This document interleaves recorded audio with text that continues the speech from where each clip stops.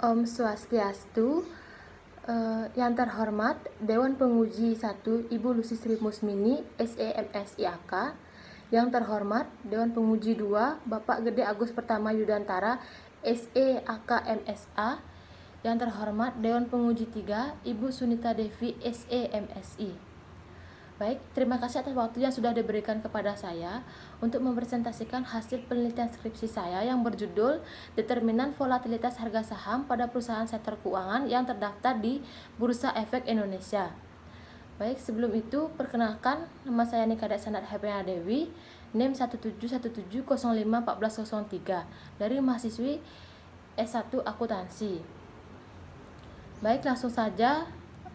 Pokok bahasan dalam penelitian ini yaitu yang pertama, bab 1 latar belakang penelitian, bab 2 kajian teori, bab 3 metode penelitian, bab 4 hasil dan pembahasan penelitian, dan bab 5 penutup. Baik, langsung saja ke latar belakang penelitian. Latar belakang dalam penelitian ini yaitu pada fenomena seperti sekarang ini adanya virus COVID-19 di Indonesia sudah menerapkan social distancing atau jaga jarak. Nah, dengan adanya pembatasan seperti ini tentunya akan berdampak pada banyak sektor, terutama sektor perekonomian. Nah, di mana tidak adanya perputaran uang dan aktivitas yang mengakibatkan pendapatan berkurang bahkan tidak ada. Nah, fenomena ini juga menunjukkan kondisi pasar modal yang berubah dengan cepat dan berdampak pada keputusan investor untuk melakukan investasi saham di perusahaan tersebut. Nah, hal ini akan berdampak pada naik turunnya harga saham di perusahaan tersebut yang dapat dilihat dari volatilitas harga sahamnya. Jika semakin tinggi volatilitas, maka ketidakpastian dari return yang akan diterima juga akan semakin tinggi.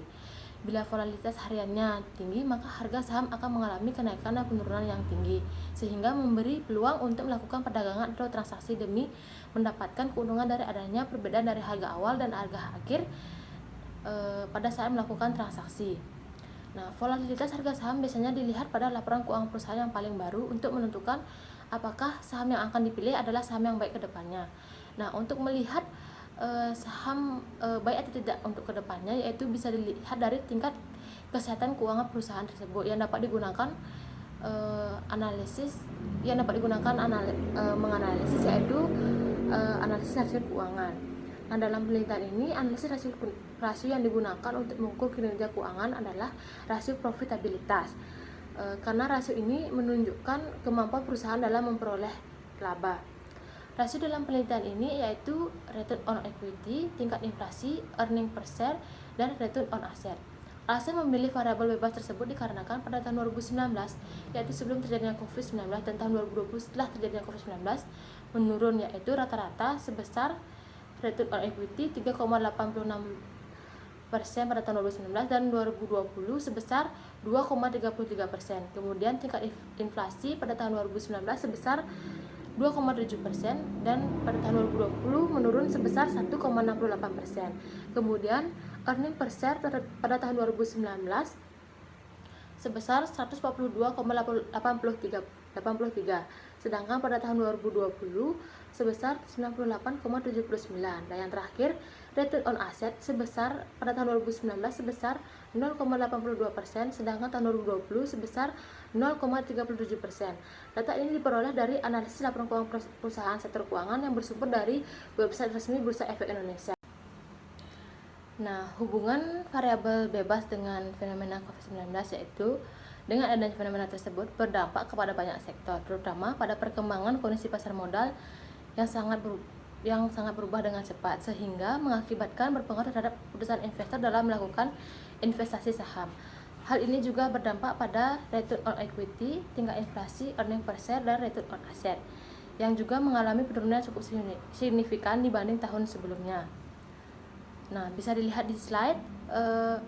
Berdasarkan gambar di slide menunjukkan bahwa perusahaan di sektor keuangan volatilnya paling tertinggi sebesar 15% pada tahun 2019 dibandingkan sektor yang lainnya.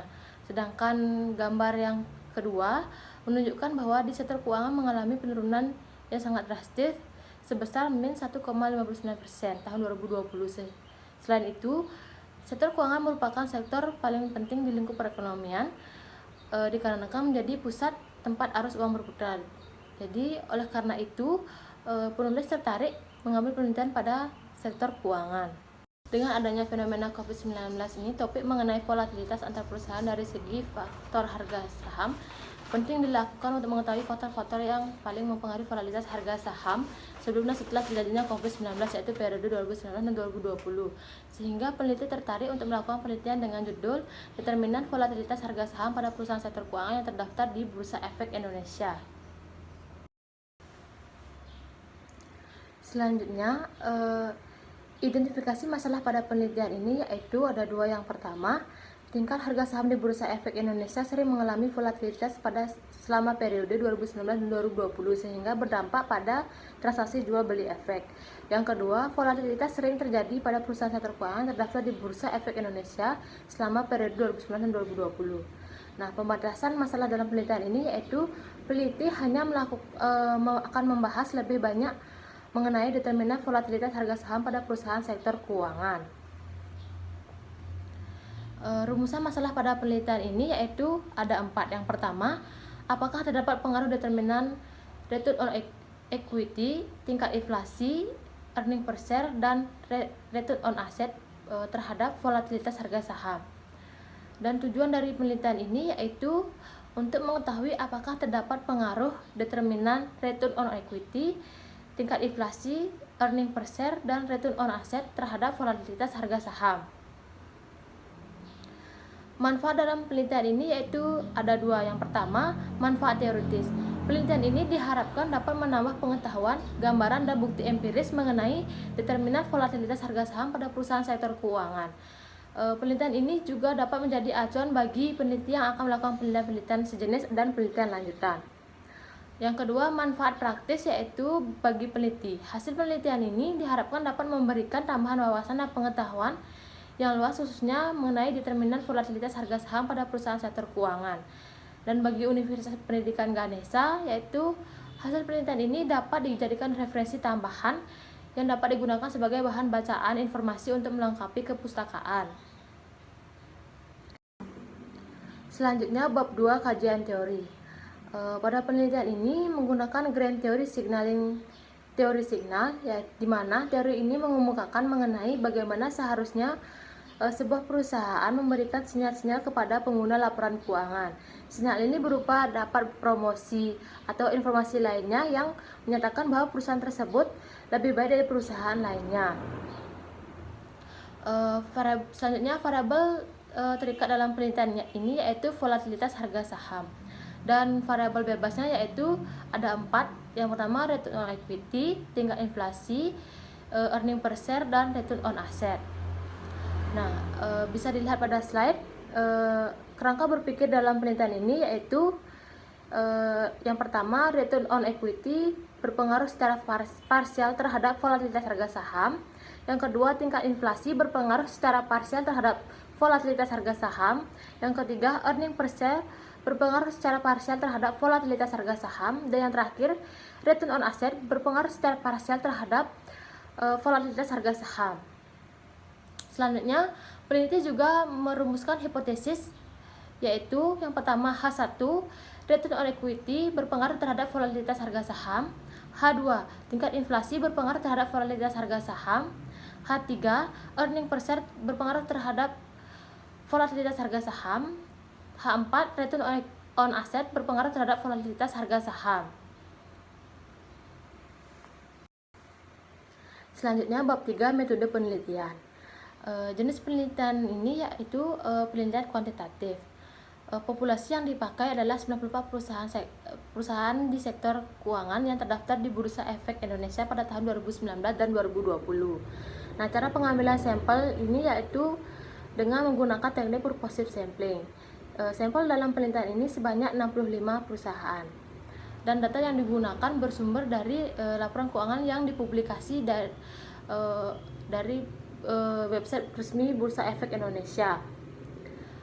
Sumber data dalam penelitian ini yaitu berupa data sekunder, dan jenis teknik analisis yang digunakan yaitu analisis statistik deskriptif, analisis regresi linear berganda, uji asumsi klasik, koefisien determinan, dan uji statistik T.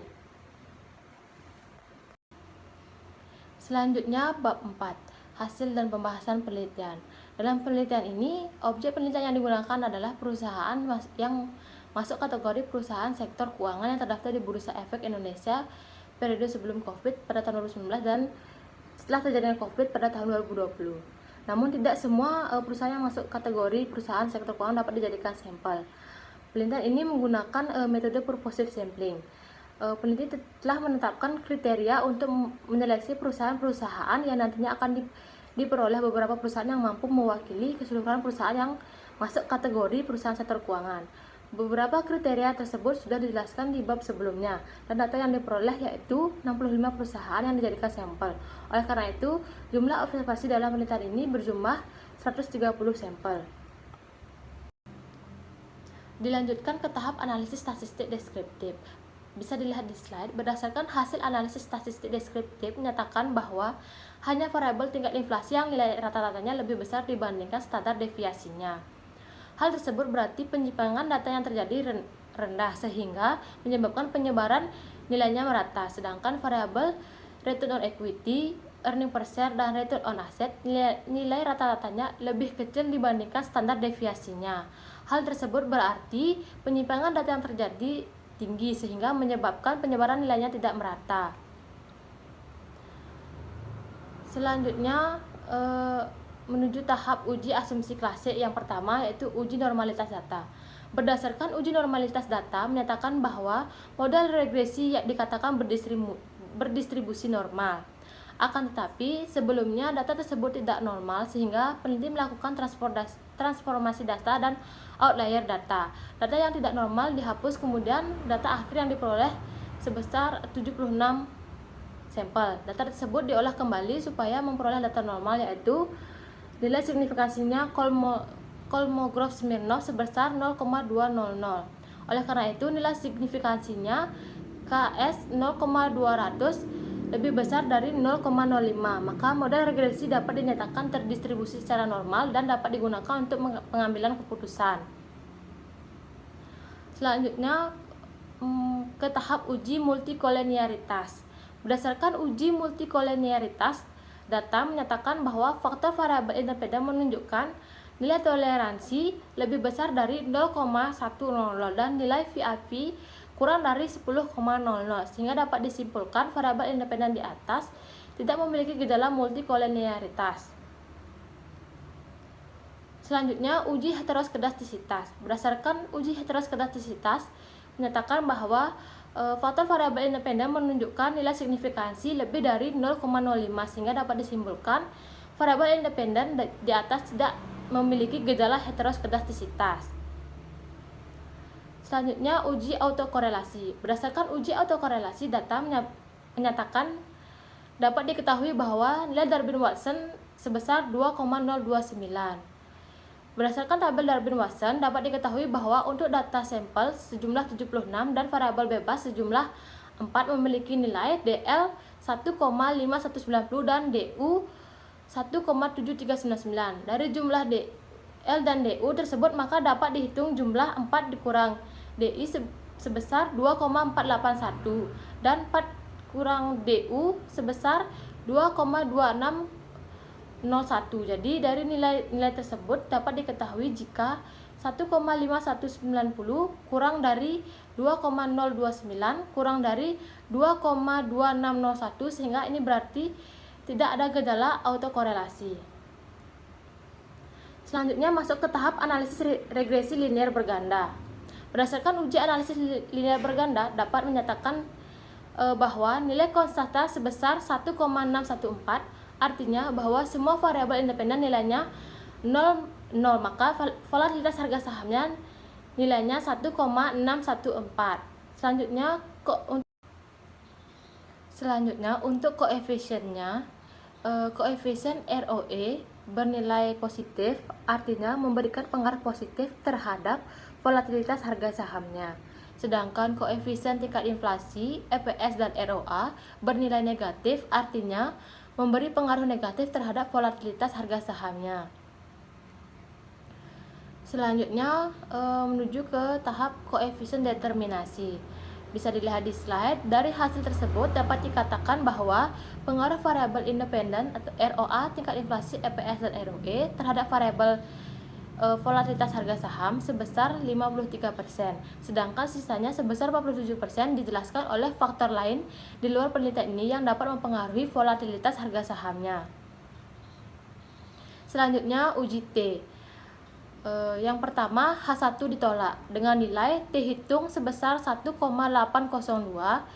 kurang dari T tabel sebesar 1,99394 dengan nilai signifikansi 0,099 lebih dari 0,05. Kemudian H2 diterima dengan nilai T hitung sebesar 2,471 kurang dari T tabel sebesar 1,99394 dengan nilai signifikansi 0,031 kurang dari 0,05. Selanjutnya H3 ditolak dengan nilai bahwa T hitung sebesar min 2,11 kurang dari T tabel sebesar 1,99394 dengan nilai signifikansinya 0,058 lebih besar dari 0,05. Dan terakhir H4 ditolak dengan nilai T hitung sebesar min 0,162 kurang dari T tabel sebesar 1,99394 dengan nilai signifikansi 0,875 lebih dari 0,05. Berdasarkan hasil penelitian yang sudah dipaparkan, peneliti dapat menyampaikan pembahasan pada penelitian ini, yaitu return on equity terhadap volatilitas harga saham tidak berpengaruh. Secara teori, semakin tinggi rasio ini, semakin tinggi profit yang dihasilkan perusahaan. Akan tetapi, pada perusahaan sektor keuangan, kenaikan atau penurunan nilai ROE tidak memberikan pengaruh terhadap volatilitas harga saham. Yang kedua, tingkat inflasi terhadap volatilitas harga saham berpengaruh negatif signifikan, karena peningkatan tingkat inflasi akan menyebabkan kebijakan ekonomi yang lebih ketat dan akan membuat efek negatif terhadap harga saham. Efek negatif yang diterima oleh harga saham ini yaitu tentunya akan mendorong investor untuk menjual saham yang dimiliki, sehingga akan berakibat meningkatnya volatilitas harga saham. Yang ketiga, earning per share tidak berpengaruh terhadap volatilitas harga saham. Secara teori, semakin besar nilai EPS tentunya menunjukkan bahwa kinerja dari perusahaan tersebut semakin baik. Akan tetapi, dalam perusahaan sektor keuangan, jika nilai EPS-nya naik ataupun turun, tidak akan memberikan pengaruh terhadap volatilitas harga sahamnya. Dan yang terakhir, pengaruh return on asset terhadap volatilitas harga saham tidak berpengaruh, dikarenakan pada perusahaan sektor keuangan, kenaikan atau penurunan nilai ROA tidak berpengaruh terhadap volatilitas harga sahamnya. Selanjutnya, implikasi dalam penelitian ini yaitu peningkatan tingkat inflasi akan menyebabkan kebijakan ekonomi yang lebih ketat dan akan membuat efek negatif terhadap harga saham. Efek negatif tersebut tentunya akan mendorong investor untuk menjual saham yang dimiliki, sehingga akan berakibat meningkatnya volatilitas harga sahamnya. Berdasarkan pemaparan sebelumnya, dapat ditarik kesimpulan yaitu yang pertama, return on equity tidak berpengaruh terhadap volatilitas harga saham. Yang kedua, tingkat inflasi berpengaruh signifikan negatif terhadap volatilitas harga saham. Yang ketiga, earning per share tidak berpengaruh terhadap volatilitas harga saham. Dan yang keempat, return on asset tidak berpengaruh terhadap volatilitas harga saham. Selanjutnya, saran dalam penelitian ini yaitu bagi investor dalam melihat tinggi atau rendahnya volatilitas harga saham di Bursa Efek Indonesia, hendaknya melihat tingkat inflasi terlebih dahulu karena dapat meningkatkan volatilitas harga saham. Nah, untuk bagi peneliti selanjutnya dapat dilakukan dengan menggunakan variabel lain seperti volume perdagangan, frekuensi perdagangan, current ratio, dividend yield, sehingga variabel tersebut lebih mampu mempengaruhi dan menjelaskan variasi variabel volatilitas harga saham dan juga untuk menambah keakuratan analisis yang dapat mempengaruhi volatilitas harga saham pada perusahaan sektor keuangan. Baik, sekian presentasi hasil skripsi saya. Apabila ada salah kata, saya mohon maaf dan saya tutup dengan parame Santi.